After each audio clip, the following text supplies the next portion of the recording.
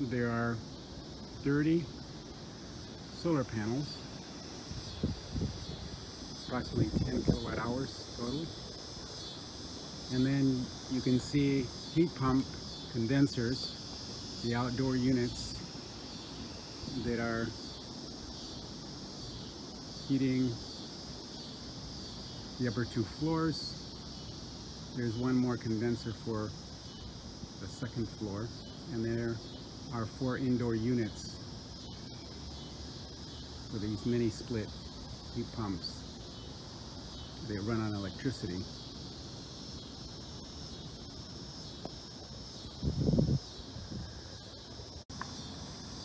The solar panels are tilted at an angle so that ice and snow will slide off in the winter, and the rain cleans off any dust and pollen that may accumulate to block the sunlight.